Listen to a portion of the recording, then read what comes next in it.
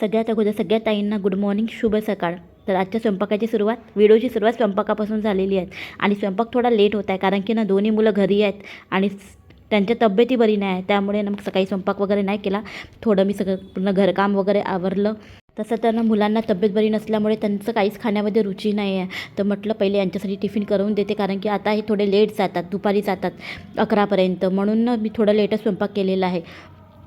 तर म्हटलं त्यांच्यासाठी आता भाजीपोळी बनवून देते आणि मुलांना जे वाटेल ते त्यांना करून देणार आहे. तर ना इथे काळा चहा मांडलेला आहे आणि काळा चहामध्ये मी लिंबू घातलेला आहे. आणि खरंच ज्याला कुणाला लूज मोशन लागलेले असेल ना त्याच्यासाठी हा एक रामबाण उपाय आहे. तुम्ही दिवसभरात 2-3 वेळा जरी ज्या व्यक्तीला लूज मोशन लागलेलं आहे त्याला दिलं तर त्याचं पूर्ण त्याच्या पोटाला आराम मिळेल आणि त्यालासुद्धा आराम मिळेल. हे गेल्यानंतर मुलांनासुद्धा दवाखान्यात मलाच न्यायचं आहे. तर ते थोडे आराम करत आहे. कसं आहे, घरामध्ये जर एकाची तब्येत बिघडली तर पूर्ण घर घेरते. हे जे म्हणणं नाही ना ते खरंच सत्य आहे. तर दोन्ही मुलांची तब्येत बरी नाही, यांची पण तब्येत बरी नाही. पहिले यांची पण बिघडली पण त्यांना थोडा आराम झालेला आहे म्हणून ते आता बाहेर जात आहे. आता मुलांचं मी करते आणि मग त्यांना दवाखान्यात वगैरे नेणार आहे. तर म्हटलं इथे बदाम भिजत घातले होते, तर रात्रीच भिजत घातले होते. तर 2-3 बदाम मुलांना दिले ना. तुम्हाला माहीत आहे बदाममध्ये किती प्रोटीन्स असतं. तर दोघांनाही 2-2, 3-3 बदाम देऊन देते. आणि आज त्यांची खायची इच्छा आहे ते म्हणजे उपमा ज्याला आपण उपीटसुद्धा म्हणतो. कारण की ना मुलांच्या जेवणामध्ये खरंच रुची राहत नाही जेव्हा तब्येत बरी नाही राहत तेव्हा. आणि तोंडाला चवसुद्धा राहत नाही. तर ते म्हणत होते की मम्मी आम्हाला छान असा उपमाच बनवून दे. तर म्हणून मी थोडंसं रुची येण्यासाठी त्याच्यामध्ये लसण घातलेलं आहे. तसं तर लसण नाही घालत पण खरंच तुम्ही लसण घालून पहा. तर उपम्याला एक वेगळी चव येते. थोडासा कांदा आणि एकदम 2 मिरची टाकूनच मी उपमा बनवणार आहे जेणेकरून मुलंही खाऊ शकेल. आजची भाजीसुद्धा मी एकदम फिकी बनवली होती. तुम्हाला माहिती आहे लहान मुलांना भेंडी किती आवडते पण ना आज त्यांची खायचं मनच नव्हतं. मग त्यामुळे ना आपल्यालासुद्धा बरं वाटत नाही की आपल्यालासुद्धा काही खाऊ वाटत नाही जर आपले मुलं पण नसेल खात तर म्हटलं राहू दे आज भाजी पोळी आणि उपमाच बनवणार आहे. तर म्हणून तर दुपारी 2:30-3 वाजता मग मी छान असा गरम गरम कुकर वगैरे लावून घेईन म्हटलं. तब्येतीमुळे मुलंसुद्धा दोघंही स्कूलमध्ये नाही जात आहे. 2 दिवस झालेत आणि असं वाटत आहे की कधी यांची तब्येत ठीक होते आणि कधी मी फ्री होते. कारण की पूर्ण लक्ष माझं यांच्यातच आहे. आता तब्येत बिघडली तर बिघडलीच. तब्येत वगैरे ठीक झाल्यानंतर मग त्याचे पाय दुखणंसुद्धा चालू झालेले आहेत. आता जेव्हा आपण तापातून उठतो ते भरपूर आपल्याला कमजोरी असते आणि त्या कमजोरीमुळे ना पाय दुखणं वगैरे आपण जे म्हणतो ना ते चालू होतात. आजकाल ना असंच तब्येतीतून उठल्यानंतर लहान राव किंवा मोठे राव प्रत्येकाच्या पायामध्ये ना गोळे भरून येत आहेत. आणि एक घर सोडून प्रत्येक घरी ना आज पेशंट तुम्हाला दिसेल एवढं. म्हणजे आता हे थंड वातावरण लगेचच ऊन तापते तर थोड्या वेळ सकाळी ऊन तापते तर संध्याकाळी पाऊस येते असं वातावरण सुरू आहे ना. त्यामुळे ना प्रत्येकाच्या तब्येती बिघडत आहे. आणि घरात एकाला जरी व्हायरल फीवर झाला तर पूर्ण घर त्यामुळेच पूर्ण घेरत आहे. त्यामुळे ना या पावसाळ्याच्या काळामध्ये जास्त आपल्याला काळजी घ्यावी लागते. प्रत्येक म्हणजे पाण्यापासून तर प्रत्येक बाहेरच्या वस्तू न खाता. तरी मी बाहेरचं यांना काहीच देत नाही इतक्यामध्ये. आता पावसाळ्यात तसंही आपल्याला अवॉइडच करतात. आता माझे सासरेच डॉक्टर आहेत, चुलत सासरे, तर त्यांच्याचकडे मी मुलांना देणार आहे. तर ते नेहमी आम्हाला हेच समजावून सांगतात बाहेरचं मुलांना काही खाऊ द्यायचं नाही. परत आंबट चिवट परत अचार, खटाई, ताक या सगळ्या ज्या वस्तू आहेत ना त्या सगळ्या गोष्टीपासून वंचित ठेवायला सांगतात मुलांना. आणि खरंच आहे आपल्याला आपल्या मुलांची काळजी जर लवकर त्यांची तब्येत ठीक करायची असते ना ह्या सगळ्या गोष्टी काही दिवस अवॉइडच कराव्या लागतात. फक्त द्यायचं आहे तर तुम्ही फलफ्रूट देऊ शकता. त्याच्यातही त्यांनी केळा वगैरे केळे जे आपण म्हणतो बनाना वगैरे त्यालासुद्धा मनाई केली होती. फक्त द्यायचे असेल तर अनार आणि सेब वगैरे देऊ शकतो. आणि परत आपण ड्रायफ्रूट्स वगैरे मुलांना भरभरून देऊ शकतो. तर तापातून उठल्यानंतर ना मुलांची तशीच इम्युनिटी पॉवर कमी होऊन जाते आणि छोट्यांचीच का मोठ्यांची सुद्धा. और बढ़िया है भैया, अरे खाना अभी जाना है ना. आता ना इकडे MP मध्ये राहते तर कधी कधी हिंदी शब्द येऊनच जाते तोंडामध्ये.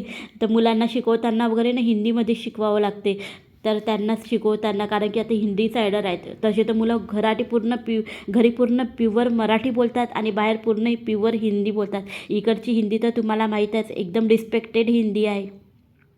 त्यानंतर मग यांना वगैरे जेवायला दिलं. मुलांना पण त्यांना उपमा वगैरे त्यांना खाऊ घातला. आणि त्याच्यानंतर माझी देवपूजा बाकी होती. तर म्हटलं चला आता तारक मंत्र म्हणून स्वामींचा अभिषेक वगैरे करते आणि हेच तीर्थ म्हणून मुलांना प्यायला देणार आहे आज. तर चला आता पूजा वगैरे करून घेते आणि त्यानंतर मुलांना तीर्थ देते आणि सोबत मग त्यांना दवाखान्यात न्यायचं आहे काकाजीकडे. तर अशा प्रकारे आजची पूजा केली छान अशी. आणि रांगोळीनं नव्यानेच काढली होती. आदल्या दिवशी तिला जेव्हा बरं होतं ना त्यावेळेस तिने रांगोळी काढली होती. जर एकदा रांगोळी काढली तर मी 3 दिवस रांगोळी राहू देते, पुसत वगैरे नाहीत, कारण की तिथं कोणी हात लावायला जात नाही, त्यामुळे जशाने तशी राहते, तर मग मी राहू देते. तर या टायमिंगला मुलांना आता तयार करून दिलं, हातपाय वगैरे धुवून, आणि नव्याने स्वतः आवरून घेतलेलं आहे. आता ती मोठी आहे त्यामुळे आता त्यांना घेऊन जाते काकाजीकडे. आता आमच्या मुलांना लहानपणापासून काकाजी औषध देतात, त्यामुळे ना त्यांना तिकडची औषधी लागतच नाही, त्यांच्याच जवळची औषध लागते. त्यामुळे ना जेव्हाही तब्येत बिघडली तेव्हा कधीही तुम्ही न्या, पण ते मस्त छान अशी औषधी लिहून देतात बाहेरून. त्यानंतर मग मी यांना घरी पाठवलं आणि मी मग औषधी आणायला गेली. बाहेरून औषध वगैरे लिहून दिली होती, त्यामुळे मग त्याची वेगळी औषध, तिची वेगळी औषध, आता तिचं तिला देणार आहे आणि त्याचं त्याला देणार आहे. आणि जास्तीत जास्त ना औषधं सेम होत्या दोघांचे, जास्त अंतर नाही, 5 वर्षाचंच अंतर आहे, तरी पण ना सेम औषध दिलेलं आहेत, कारण की तो ना गोळी वगैरे खातो. त्यामुळे मग विचारत होते की हा गोळी खातो का नाही, तर मी म्हटलं तो खातो, आणि औषधी आवडीने खातात माझे मुलं. असं नाही की मला कधी त्यांना दाबून औषधी पाजावी लागली की ते नाकतोंड त्यांनी वरती केलं, असं कधीच नाही झालं. इवन ना नव्यासुद्धा औषधी खाते ना, तर ती चावून गोळी खाते, आणि नक्षसुद्धा चावून गोळी खातो.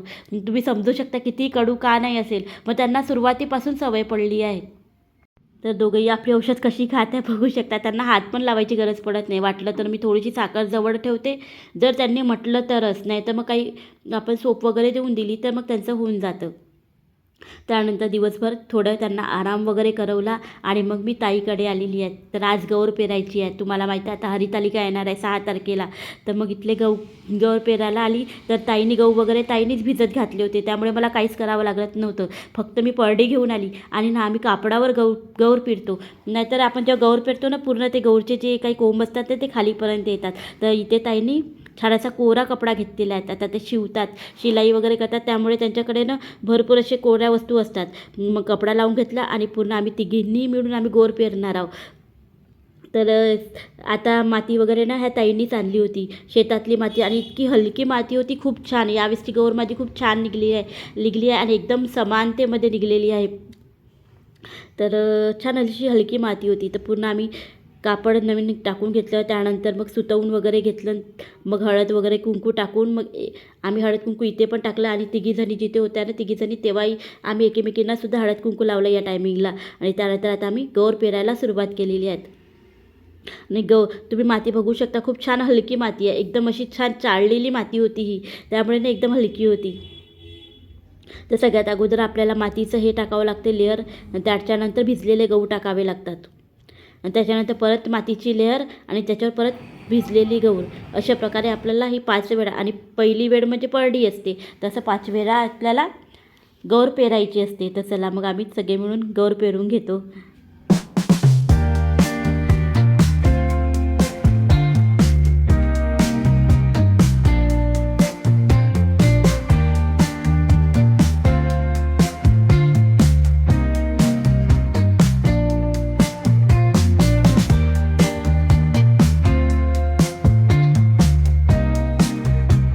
तशी मी प्रत्येक वर्षी गौर पेरते, बिना गौर पेरल्या मी हरितालिका करतच नाही. आणि इकडे MP तर भरपूर महत्त्व आहे या हरितालिकेला. इकडचे लोक जेव्हा हरितालिका करतात ना त्या दिवशी पाणीसुद्धा पित नाही, पण आपल्याकडे तसं नाही. आपण तिकडे महाराष्ट्रामध्ये नाश्ताही करून घेतो, चहा पाणी घेऊन घेतो, पण आम्ही तसं नाही करत. आम्ही फक्त पूजेपर्यंत पाणी वगैरे नाही पित मी, चहा पाणी. मग पूजा झाल्यानंतर मग काळा चहा वगैरे घेते. आजच्या दिवशी दूध वगैरे नाही घेत मी, आणि नंतर रात्री 12च्या नंतर मग नाश्ता करते. तर आता मी अशी करते इकडे आल्यानंतर, पण आपल्या तिकडे कसं दोन्ही टाईम आपण नाश्ता केला तरी चालतो. तर चला आता आमची गौर पण पेरून झालेली आहे. अशा प्रकारे आम्ही तिघींनी आपली गौर पेरून घेतली. आता आपापल्या घरी नेऊ आणि झाकून ठेवून देऊ, आणि पेरल्यानंतर ना पाणी टाकायचं आहे. आता एकदाचं आखरी पाणी टाकायचं आणि मग ठेवून द्यायचं. आणि कधीही गौर पेरल्यानंतर ना रोज पाणी नाही टाकायचं, 1-2 दिवसाआड पाणी टाकलं की छान असं वरती गौर येऊन जाते आपली. आणि सतत पाणी टाकलं ना तर मग बुरशी वगैरे लागण्याची शक्यता असते. चला मग आता मी तेच व्हिडिओ सेंड करते. भेटते तुम्हाला एका नवीन व्हिडिओसोबत. तोपर्यंत बाय बाय.